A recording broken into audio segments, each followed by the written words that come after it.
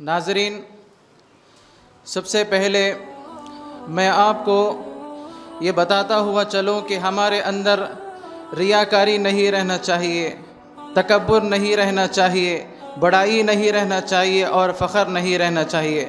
میں آپ کے سامنے کچھ اہم باتیں بتاتا ہوں کہ ایک تو علم رکھنے والا، دوسرا دولت رکھنے والا اور تیسرا اپنی جان کو قربان کرنے والا۔ آئیے قرآن مجید میں اللہ رب العالمین نے ارشاد فرمایا کہ ربنا اصرف عنا عذاب جہنم والذین یقولون ربنا اصرف عنا عذاب جہنم ان عذابها کان غراما۔ اے پروردگار، ہمارے اوپر جہنم کا عذاب پورے رکھ، کیونکہ اس کا عذاب چمٹ جانے والا ہے۔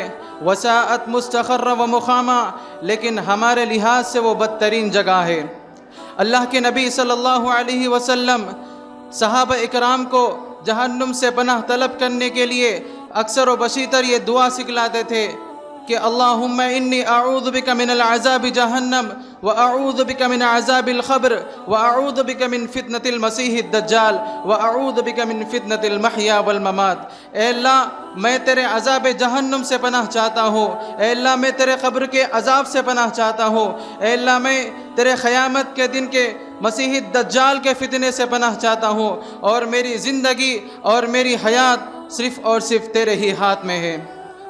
میں نے آپ کے سامنے ایک تو اپنی جان کو قربان کرنے والا، دوسرا علم رکھنے والا، تیسرا دولت رکھنے والا، یہ تینوں جہنم میں کیسے جاتے ہیں میں آپ کو بتاتا ہوں۔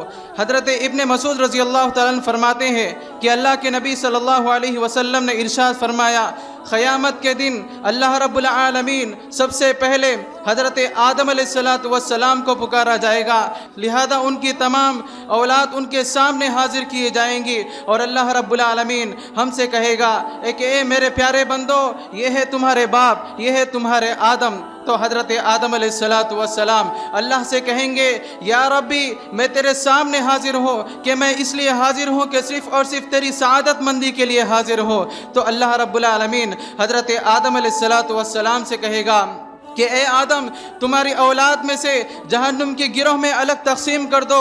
تو حضرت آدم علیہ السلام اللہ سے کہیں گے، یا ربی، میری اولاد میں سے کتنے لوگوں کو الگ تقسیم کر دو؟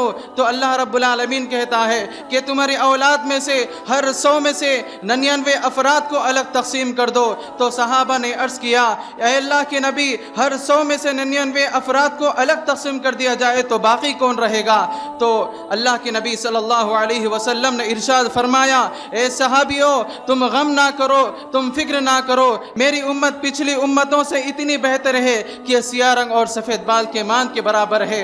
اللہ کے سامنے سب سے پہلے قیامت کے دن اس شخص کو لایا جائے گا، وہ شخص شہیدی ہوگا، اور اللہ رب العالمین اس کو اپنی نعمتیں یاد دلائے گا، وہ اپنی نعمتوں کو اقرار کر لے گا، وہ اپنی نعمتوں کو قبول کر لے گا۔ پھر اللہ رب العالمین سے بندہ کہے گا، اے اللہ، میں تیرے سامنے حاضر ہوں۔ اللہ رب العالمین وہ بندے کو اپنی نعمتیں یاد دلائے گا، اپنی نعمتوں کو اقرار کر لے گا۔ تو بندہ کہتا ہے، اے پروردگار، میں صرف اور صرف تیرے لیے، خالص تیرے لیے میں لڑتے لڑتے دنیا میں شہید ہو گیا۔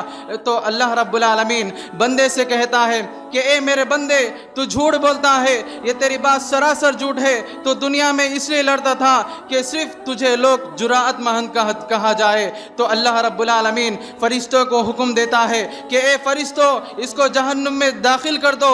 تو پھر اور ایک شخص کو لایا جائے گا، پھر وہ شخص عالم ہوگا، دنیا کا عالم ہوگا، دنیا کا حافظ ہوگا، دنیا کا قاری ہوگا۔ تو اللہ رب العالمین اس کو بھی اپنے نعمتیں یاد دلائے گا، وہ بھی اپنے نعمتوں کو قبول کر لے گا۔ تو بندہ اللہ سے کہتا ہے، یا ربی، میں تیرے سامنے حاضر ہوں۔ تو اللہ رب العالمین بندے کو حکم دیتا ہے کہ اے میرے بندے، تجھے میں نے دنیا کا عالم بنایا تھا، تجھے میں نے دنیا کا حافظ بنایا تھا، تجھے میں نے دنیا کا قاری بنایا تھا، کیا تو ان نعمتوں کو پورا کیا ہے یا نہیں کیا؟ تو بندہ کہتا ہے، یا ربی، تیرے لیے خالص میں لوگوں کو علم سکھایا، تیرے لیے میں لوگوں کو قرآن سکھایا، تیرے لیے میں لوگوں کے سامنے خیرات پڑھتا تھا۔ تو پھر اللہ کہتا ہے کہ اے میرے بندے تو جھوٹ بولتا ہے، یہ تیری بات سراسر جھوٹ ہے، تو صرف لوگوں کو اس لیے علم سکھاتا تھا کہ لوگ تجھے عالم کہا جائے۔ تو اللہ رب العالمین فرشتوں کو حکم دیتا ہے کہ اے میرے فرشتوں اس کو جہنم کے بل گھسیٹ کر جہنم میں پھینک دو۔ پھر اللہ کے سامنے اور ایک شخص کو لایا جائے گا، وہ شخص دولت مند تھا، اللہ رب العالمین اس کو دنیا میں دولت دیا تھا، اس کو دنیا میں عزت دیا تھا، اللہ رب العالمین اس کو بھی اپنی نعمتیں یاد دلائے گا، وہ بھی اپنی نعمتوں کو قبول کر لے گا، وہ بھی اپنی نعمتوں کو اقرار کر لے گا، تو اللہ رب العالمین اس کو بھی اپنی نعمتیں یاد دلاتا ہے، وہ بھی اپنے نعمتوں کو قبول کر لیتا ہے۔ پھر اللہ بندے سے کہتا ہے اے میرے بندے تجھے میں نے دنیا میں عزت دیا تھا، دولت دیا تھا، اے میرے بندے تجھے میں نے دنیا میں وہ نعمت دیا تھا، کیا تو ان نعمتوں کو پورا کیا ہے یا نہیں کیا؟ تو بندہ کہتا ہے کہ اے اللہ میں صرف تیرے لیے، خالص تیرے لیے تو مجھے دنیا میں دولت دیا تھا، پیسہ دیا تھا، ہر چیز دیا تھا، میں غریبوں کو کھانا کھلاتا تھا، مسکینوں کو مدد کرتا تھا، یتیموں کی مدد کرتا تھا۔ تو اللہ کہتا ہے کہ اے میرے بندے تو جھوٹ بولتا ہے، یہ تیری بات سراسر جھوٹ ہے، تو اس لیے یتیموں، غریبوں کی، بیواؤں کی مدد کرتا تھا کہ لوگ تجھے دولت مند کہا جائے۔